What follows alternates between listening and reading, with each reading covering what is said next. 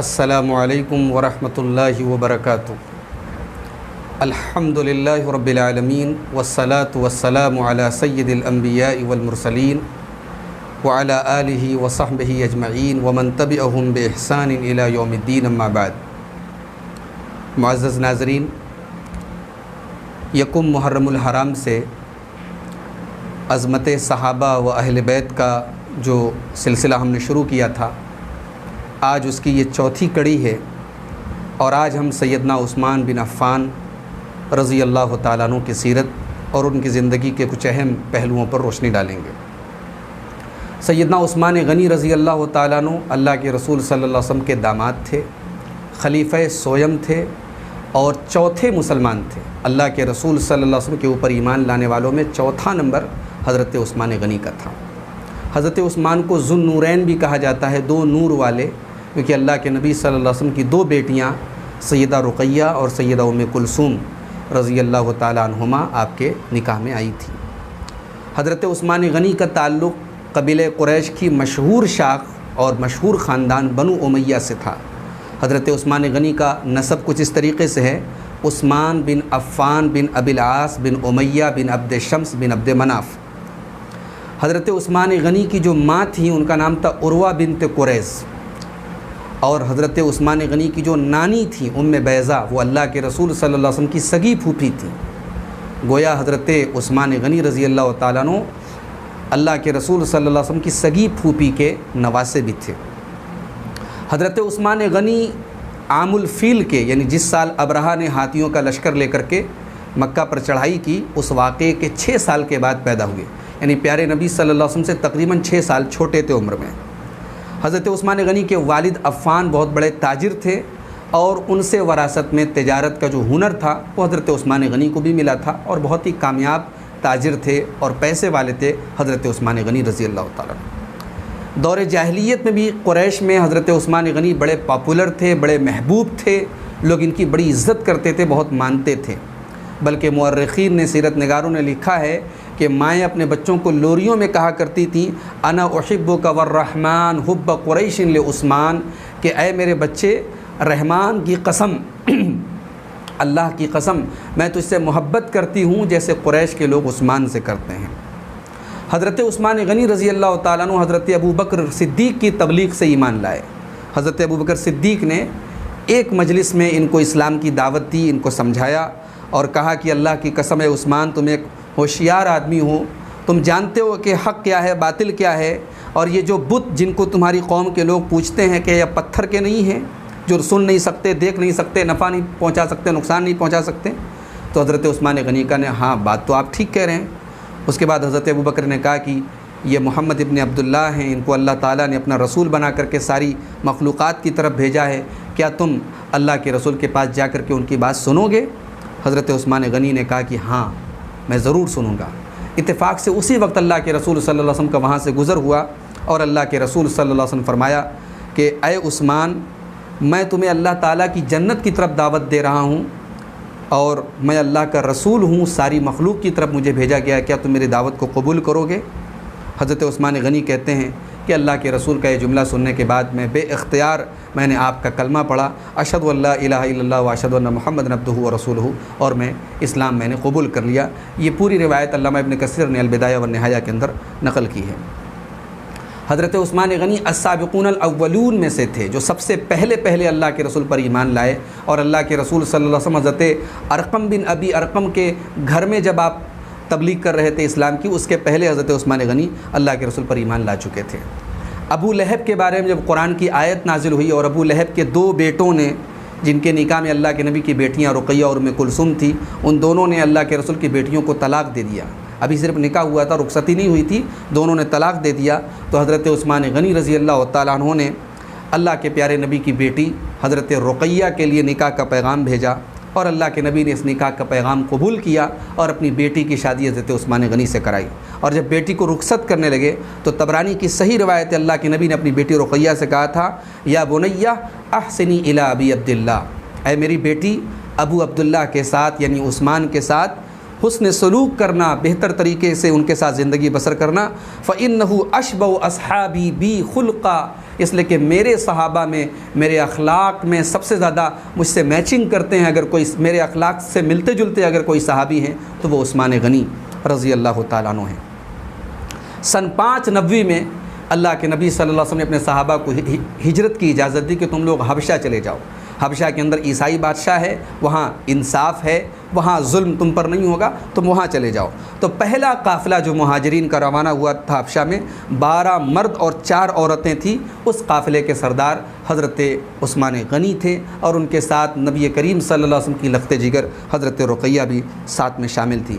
بعد میں جب وہاں افواہ اڑی کہ مکہ والے اسلام قبول کر چکے ہیں تو یہ سارے لوگ واپس پھر مکہ چلے آئے تھے۔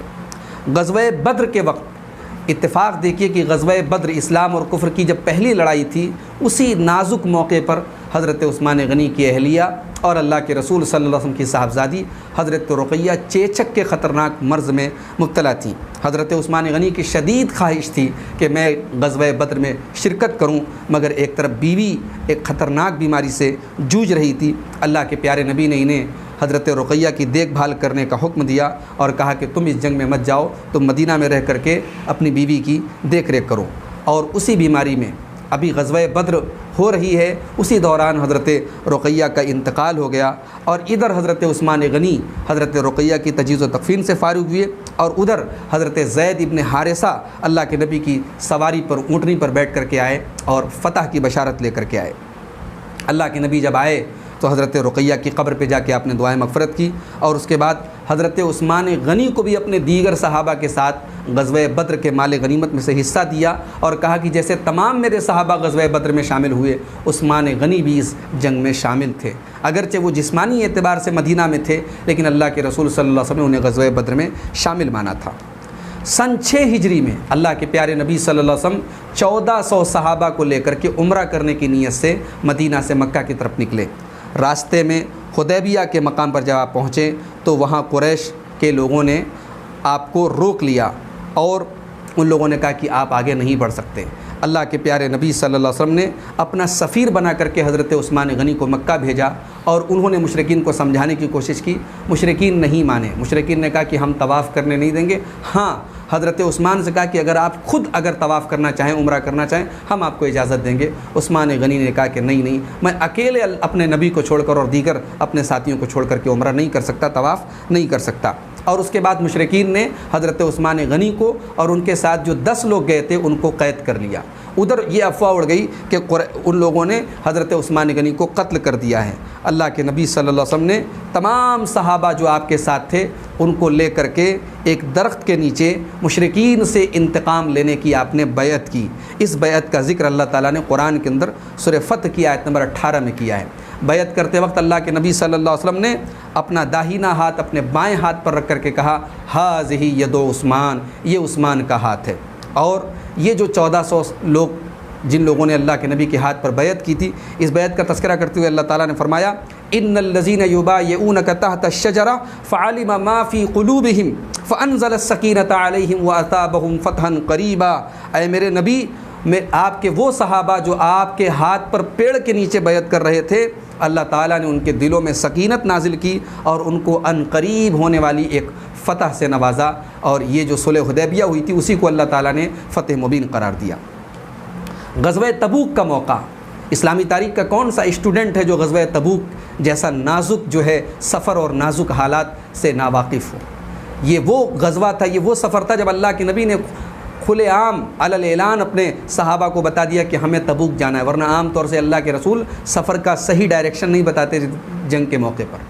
آپ نے صحیح ڈائریکشن بتایا، گرمی کا موسم تھا، لمبا سفر تھا، وسائل کی کمی تھی۔ پیارے نبی نے اپنے صحابہ سے اپیل کی کہ ہمارے پاس وسائل کی کمی ہے، اپنا تعاون پیش کرو۔ اس موقع پر حضرت ابوبکر صدیق رضی اللہ تعالیٰ عنہ نے اپنے گھر کا پورا مال اللہ کی راہ میں لا کے دے دیا تھا۔ حضرت عمر فاروق نے اپنے گھر کا آدھا مال اللہ کے نبی کے پاس لا کے دے دیا تھا۔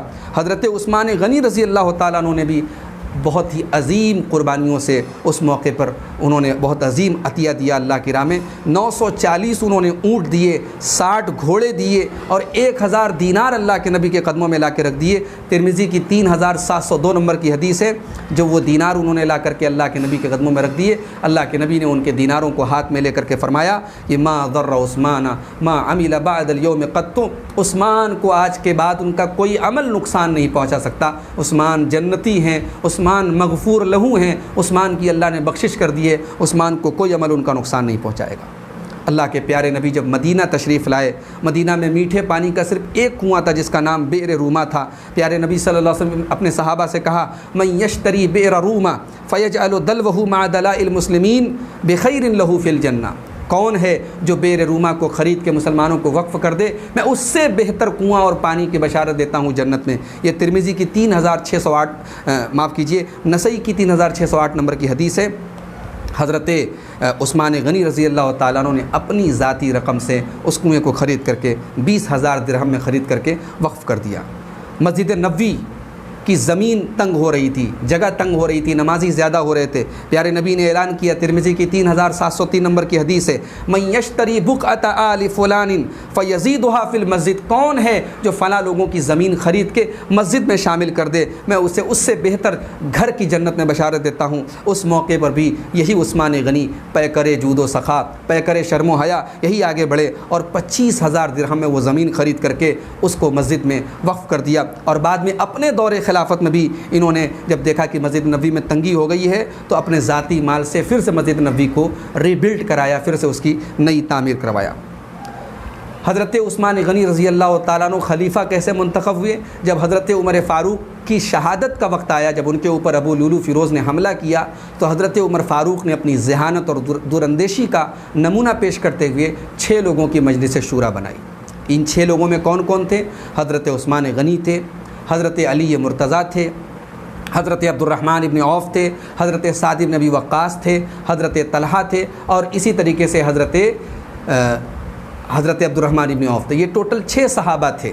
حضرت عمر فاروق نے ان 6 لوگوں کی کمیٹی بنائی اور حکم دیا کہ جب تک نیا خلیفہ منتخب نہیں ہو جاتا ہے، حضرت صہیب رومی لوگوں کو نماز پڑھائیں گے اور انتخاب کا جو یہ پورا پروسیس ہوگا اس کی نگرانی حضرت مقداد ابن اسود اور حضرت ابو طلحہ انصاری کریں گے۔ اور اپنے بیٹے عبداللہ ابن عمر کے بارے میں کہا کہ وہ اس مجلس کی میں موجود رہیں گے مگر ان کا سلیکشن نہیں ہوگا، وہ ان 6 لوگوں سے باہر رہیں گے، مشورے میں وہ شامل رہیں گے۔ اور اس کے بعد ان 6 لوگوں میں مشورہ کرنے کے بعد امت نے بالاتفاق حضرت عثمان غنی کو اپنا امیر المومنین تسلیم کیا۔ اس سے ایک بات یہ بھی معلوم ہوئی حضرت عمر فاروق کی اس مجلس شورا سے کہ افضل کی موجودگی میں غیر افضل کو بھی خلیفہ بنایا جا سکتا ہے۔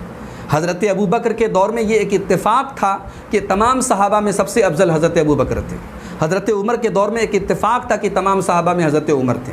حضرت عثمان غنی اور حضرت علی کے دور میں اتفاق تھا کہ تمام صحابہ میں حضرت عثمان اور حضرت علی سب سے افضل تھے، لیکن یہ کوئی کنڈیشن نہیں کہ جو سب سے افضل ہو اسی کو خلیفہ بنایا جائے۔ افضل کی موجودگی میں اس سے کمتر کو بھی خلیفہ بنایا جا سکتا ہے۔ اس کی دلیل یہ ہے حضرت عمر فاروق نے 6 لوگوں کی کمیٹی بنائی، ظاہر اس میں حضرت عثمان بھی تھے، حضرت علی بھی تھے اور بھی لوگ تھے، ان میں سب سے افضل حضرت عثمان تھے، پھر حضرت علی تھے، لیکن 6 لوگوں کی کمیٹی بنا کر کے حضرت عمر نے یہ انڈیکیٹ کر دیا کہ افضل کی موجودگی میں غیر افضل کو بھی خلیفہ بنایا جا سکتا ہے۔ 3 دن کے اندر یہ پروسیس ہوا اور حضرت عثمان غنی رضی اللہ تعالیٰ عنہ کو چن لیا گیا۔ حضرت عثمان غنی تقریباً 12 سال تک خلیفہ رہے اور یہ 12 سال بڑا ہی اسلامی حدود کے اعتبار سے، فتوحات کے اعتبار سے بڑا ترقی کا دور رہا ہے۔ حضرت عمر فاروق کے دور میں وہ اسلامی حکومت جو 22 لاکھ مربع میل پر محیط تھی اس کو حضرت عثمان غنی نے اپنے دور میں ڈبل کر دیا۔ ان کے دور میں 44 لاکھ مربع میل کی دوری تک اسلام کی حکومت تھی۔ یہی نہیں، حضرت عثمان غنی کے دور میں پہلا بحری بیڑا حضرت امیر معاویہ نے بار بار اصرار کر کے پہلا بحری بیڑا تیار کیا اور اپنی فوجوں کو بحر اوقیانوس میں، اٹلانٹک اوشین کے اندر حضرت معاویہ نے اتار دیا۔ حضرت عثمان غنی کے دور میں آرمینیا فتح ہوا، خراسان فتح ہوا، کرمان فتح ہوا، سجستان فتح ہوا، افریقہ فتح ہوا، قبرص فتح ہوا اور طرابلس، الجزائر، مراکش، یہ تمام ممالک اور یہ تمام علاقے اسلامی حکومت کا حصہ بنے عثمان غنی رضی اللہ تعالیٰ عنہ کے دور میں۔ حضرت عثمان کا ایک بہت بڑا کارنامہ یہ بھی ہے کہ انہوں نے قرآن کریم کو جو حضرت عمر فاروق نے اپنے دور میں حضرت زید ابن ثابت کو حکم دیا تھا کہ اللہ کے نبی کے زمانے میں جو قرآن مختلف چمڑوں پر اور کاغذوں پر نوٹ کیا گیا تھا اس کو اکٹھا کریں، اور وہ قرآن اکٹھا کر کے حضرت عمر فاروق کی بیٹ صاحبزادی اور ام المومنین حضرت حفصہ کے پاس موجود تھا۔ حضرت عثمان غنی کے دور میں جب اور اسلامی فتوحات کا دائرہ بڑھا اور یہ ڈر پیدا ہوا کہ الگ الگ قبیلوں کی جو الگ الگ لہجے اور الگ الگ بولیاں ہیں، تو قرآن کو کہیں ایسا نہ ہو کہ قریش کی بولی اور قریش کے لب و لہجے کے بجائے دوسرے لہجوں میں بھی لکھا جانے لگے، اس سے بچانے کے لیے حضرت عثمان غنی نے وہی قرآن جو حضرت حفصہ کے پاس تھا اس کی کئی کاپیز تیار کر کے تمام اسلامی حکومت کے صوبوں میں اور اسٹیٹس میں اس کو پھیلا دیا۔ تو حضرت عثمان غنی کا یہ بھی بہت بڑا کارنامہ ہے، اس لیے ان کو جامع القرآن بھی کہا جاتا ہے۔ محترم ناظرین، عثمان غنی رضی اللہ تعالیٰ عنہ کے فضائل اور کمالات کی اگر ہم بات کریں تو حضرت عثمان غنی کے بارے میں آئیے صحیح بخاری کی ایک حدیث دیکھتے ہیں۔ حضرت ابو موسیٰ اشعری کہتے ہیں کہ میں مدینہ کے ایک باغ میں اللہ کے نبی کے ساتھ بیٹھا ہوا تھا، اتنے میں کوئی دروازے پر آ کر کے دروازہ کسی نے کھٹکھٹایا اور اجازت مانگی۔ اللہ کے نبی نے کہا کہ جاؤ دروازہ کھول دو اور آنے والے کو جنت کی بشارت دے دو۔ حضرت ابو موسیٰ اشعری کہتے ہیں میں نے جا کر کے دروازہ کھولا تو دروازے پر حضرت ابو بکر صدیق تھے۔ میں نے کہا کہ دیکھیے اللہ کے رسول نے آپ کو جنت کی بشارت دی ہے۔ تھوڑی دیر کے بعد کسی اور نے دروازہ کھٹکھٹایا، اللہ کے نبی نے فرمایا جاؤ آنے والے کے لیے دروازہ کھولو اور جنت کی بشارت دے دو۔ کہتے میں نے جا کر دیکھا حضرت عمر فاروق دروازے پر تھے، میں نے ان کو بھی جنت کی بشارت دی اور انہوں نے بھی اللہ تعالیٰ کا شکر ادا کیا۔ اس کے بعد پھر کسی نے دروازہ کھٹکھٹایا، اللہ کے نبی نے فرمایا افتح لہ وبشرہ بالجنت علی بلوى تصیبہ۔ اے ابو موسیٰ جاؤ دروازہ کھول دو آنے والے کے لیے اور اسے کہو کہ تمہارے اوپر ایک بہت بڑی آزمائش آنے والی ہے، تم صبر سے کام لینا، تمہیں جنت ملے گی۔ میں نے جا کر کے دروازہ کھولا تو عثمان غنی تھے، میں نے ان کو اللہ کے رسول کی بات بتائی، انہوں نے اللہ کا شکر ادا کیا اور کہا کہ اللہ المستعان، اللہ میری مدد کرنے والا ہے۔ حضرت انس بن مالک کی دوسری حدیث دیکھیں صحیح بخاری کی، کہتے ہیں کہ اللہ کے نبی صلی اللہ علیہ وسلم احد پہاڑ کے اوپر چڑھے اور آپ کے ساتھ حضرت ابو بکر بھی تھے، حضرت عمر بھی تھے، حضرت عثمان بھی تھے۔ احد پہاڑ تھر تھرانے لگا، اللہ کے نبی نے فرمایا اسکن احد، اے احد تو تھم جا، فلیس علیک الا نبی و صدیق و شہیدان، تیرے اوپر ایک نبی ہیں، ایک صدیق ہیں اور 2 شہید ہیں۔ گویا حضرت عثمان غنی کی شہادت کی پیشن گوئی اللہ کے نبی نے اپنی حیات میں ہی دے دی تھی۔ آئیے ایک بڑی اہم حدیث دیکھتے ہیں، امام احمد ابن حنبل فضائل الصحابہ میں یہ حدیث لائے ہیں۔ فرمایا آپ نے ارحم امتی ابو بکر، میری امت میں سب سے رحم دل اگر کوئی ہے تو ابو بکر ہیں۔ وہ اشدھا فی دین اللہ عمر، اور دین کے معاملے میں سب سے سخت اگر کوئی ہے تو عمر ہے۔ وہ اصدقھا حیاء عثمان، اور سب سے سچی شرم و حیا والا اگر کوئی ہے تو عثمان ہے۔ وہ اعلمھا بالحلال والحرام معاذ بن جبل، اور حلال و حرام کو سب سے زیادہ جاننے والا اگر کوئی ہے تو معاذ ابن جبل ہیں۔ وہ اقرأھم لکتاب اللہ ابی، اور قرآن کو سب سے زیادہ پڑھنے والے ابی ابن کعب ہیں۔ وہ اعلمھا بالفرائض زید بن ثابت، اور فرائض کی جو زمین جائیداد کا جو مسئلہ ہوتا ہے، ترکے کا جو مسئلہ ہوتا ہے اس کو فرائض کہا جاتا ہے، فرائض کا سب سے زیادہ علم رکھنے والے زید ابن ثابت ہے۔ وَلِكُلِّ أُمَّةٍ أَمِينٌ، اور ہر امت کا ایک امین ہوتا ہے، اور میری امت کا امین کون ہے؟ ابو عبیدہ ابن جراح ہیں۔ یہ فضائل الصحابہ کی صحیح روایت ہے۔ عثمان غنی وہ صحابی تھے کہ جن سے فرشتے بھی حیا کرتے تھے۔ عثمان غنی نے دور جاہلیت میں بھی کبھی کوئی بے حیائی کا کام نہیں کیا، کبھی کوئی زنا شراب پینے کا کوئی ایسا غلط کام نہیں کیا۔ ان کی فطرت میں شرم و حیا تھی، وہ شروع سے شرم و حیا کے پیکر تھے۔ اللہ کے پیارے نبی کی پیاری بیوی ام المومنین سیدہ عائشہ صدیقہ کہتی ہیں اللہ کے رسول میرے کمرے میں لیٹے ہوئے تھے اور آپ کی پنڈلیاں یا آپ کی ران کھلی ہوئی تھی، آپ کا پیر کھلا ہوا تھا۔ اتنے میں حضرت ابو بکر آئے اور انہوں نے اجازت طلب کی۔ اللہ کے نبی صلی اللہ علیہ وسلم اسی حال میں لیٹے رہے اور ان سے بات کرنے لگے۔ تھوڑی دیر کے بعد حضرت عمر آئے، اللہ کے نبی اسی حال میں بات چیت کرتے رہے۔ پھر حضرت عثمان غنی آئے، اللہ کے نبی بیٹھ گئے اور اپنے کپڑوں کو برابر کر لیا، اور اس کے بعد حضرت عثمان غنی آئے اور ان سے بھی اللہ کے نبی نے بات کیا۔ جب یہ سارے لوگ چلے گئے تو ام عائشہ نے کہا دخل ابو بکر فلم تحتشلہ، اے اللہ کے نبی ایک سوال ہے میرا کہ میرے والد ابو بکر آئے تو آپ نے تو اپنی سچویشن کو چینج نہیں کیا اور آپ نے کوئی پرواہ نہیں کیا، آپ لیٹے رہے، آپ کا کپڑا آپ کا پیر نظر آ رہا تھا، آپ نے کوئی پرواہ نہیں کیا۔ حضرت عمر آئے کوئی پرواہ نہیں کی، اور عثمان غنی آئے تو آپ سیدھے بیٹھ گئے اور آپ نے اپنے کپڑے برابر کر لیے۔ اللہ کے پیارے نبی نے فرمایا الا استحیی من رجل تستحیی منہ الملائکہ، اے عائشہ کیا میں اس انسان سے حیا نہ کروں جس سے فرشتے حیا کرتے ہیں؟ یہ صحیح مسلم کی 2401 نمبر کی حدیث ہے۔ حضرت عثمان غنی قرآن کریم کے حافظ تھے اور قرآن کریم کی رات رات بھر تلاوت کرتے تھے، بہت بڑے عبادت گزار تھے، اکثر نفلی روزہ رہتے تھے، جن ایام میں نفلی روزہ رکھنا منع ہے ان کو چھوڑ کر کے باقی ایام میں نفلی روزہ رکھتے تھے۔ عبداللہ ابن عمر کہتے ہیں کہ اللہ تعالیٰ نے سورہ زمر کی آیت نمبر 9 میں جو فرمایا امن ہوا قانت آناء اللیل ساجدا وقائما یحذر الآخرۃ ویرجو رحمت ربہ، کہ وہ اللہ کا بندہ جو راتوں کو اللہ کی بارگاہ میں سجدہ کرتا ہے اور قیام کرتا ہے اور آخرت سے ڈرتا ہے اور اپنے رب کی رحمت کی امید کرتا ہے۔ عبداللہ ابن عمر نے کہا کہ یہاں اللہ تعالیٰ جس بندے کی بات کر رہا ہے، اگر ایسا کوئی بندہ دیکھنا ہو تو عثمان غنی کو دیکھ لو، جو رات رات بھر قیام کرتے ہیں، جو رات رات بھر سجدے کرتے ہیں۔ عثمان غنی رضی اللہ تعالیٰ عنہ 12 سال کی خلافت کے بعد، تقریباً 82 سال کی جب آپ کی عمر تھی، اس آپ کی خلافت کے آخری دور میں ایک فتنہ پیدا ہوا عبداللہ ابن سبا نام کا۔ یہ شخص مصر سے اس کی شروعات ہوئی، اس کے فتنے کی شروعات مصر سے ہوئی اور اس نے پروپیگنڈا کرنا شروع کیا حضرت عثمان غنی کے خلاف اور ان کے گورنروں کے خلاف۔ اور افسوس کی بات ہے کہ اس کا یہ پروپیگنڈا آج بھی بہت سارے لوگ اس پروپیگنڈے کے شکار ہیں۔ آج بھی کہنے والے بہت سارے لوگ کہتے ہیں کہ حضرت عثمان غنی شہید اس لیے ہوئے اپنے گورنروں کی وجہ سے۔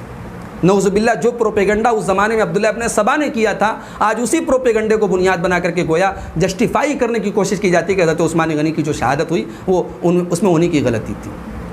معاف کیجیے، حضرت عثمان غنی رضی اللہ تعالیٰ عنہ نے کسی بھی گورنر کو، اگر کسی گورنر کے اندر کوئی کمی ہوتی تھی وہ فوراً اس کو عہدے سے ہٹاتے تھے۔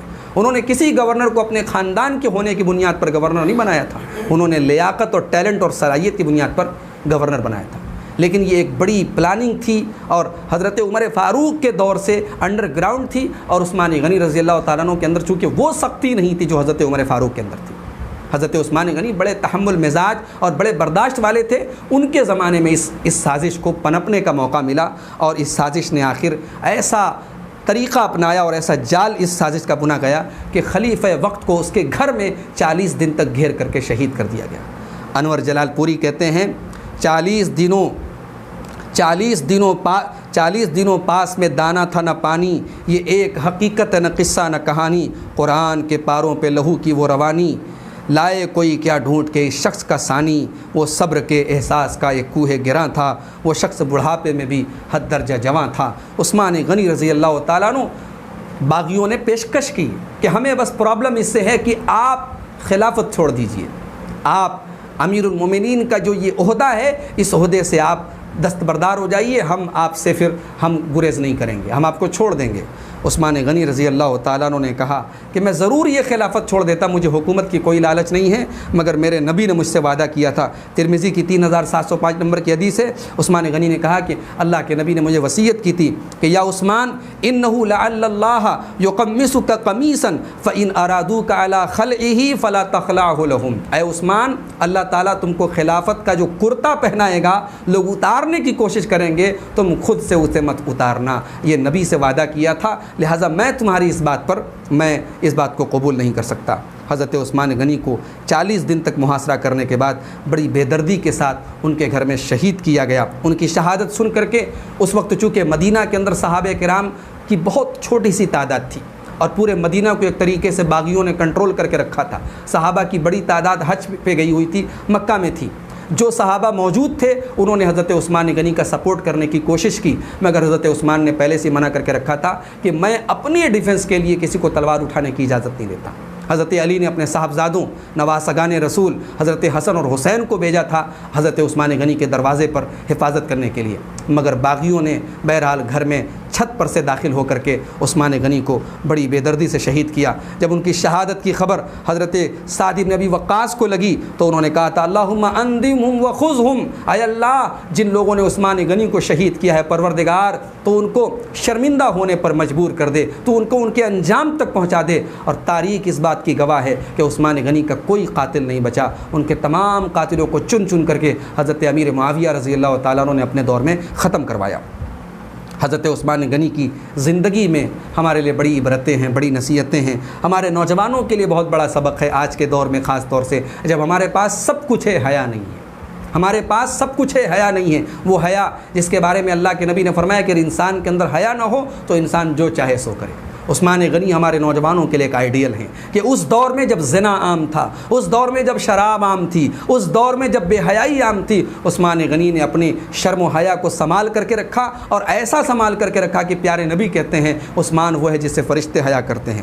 عثمان غنی نے یہ سبق بھی ہمیں دیا کہ دولت کا ہونا، دولت کی کثرت کا ہونا برا نہیں ہے، پیسہ کمانا برا نہیں ہے، مگر دولت کے کمانے کے ساتھ ساتھ اللہ کے دین میں، اللہ کی راہ میں دولت خرچ کرنے کا بھی جذبہ ہونا چاہیے۔ عثمان غنی نے ہر موقع پر اللہ کی راہ میں بے دریغ خرچ کیا ہے۔ عثمان کی سخاوت مشہور ہے، عثمان غنی کا جود و سخا مشہور ہے۔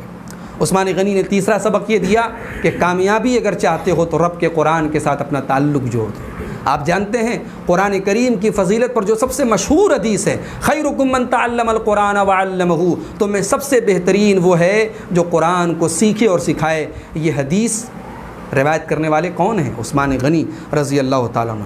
حضرت عثمان غنی خود کہتے ہیں لو طہرت قلوبکم ما شبیت من کلام اللہ عز وجل، اے لوگو اگر دل پاک اور صاف ہوگا، اللہ کا کلام سن کر کے کبھی آسودہ نہیں ہوگا، اللہ کا کلام سن کر کے کبھی یہ دل بور نہیں ہوگا، یہ دل، اس دل کے اندر اکتاہٹ نہیں آئے گی، دل کبھی سیراب نہیں ہوگا اللہ کا کلام سن کر کے۔ اور حضرت عثمان غنی یہ بھی کہا کرتے تھے انی لاکرہ ان یاتی علی یوم لا انظر فیہ الی المصحف، مجھے یہ پسند نہیں ہے کہ میرے اوپر کوئی دن گزر جائے اور اس دن میں قرآن کھول کر کے نہ دیکھوں۔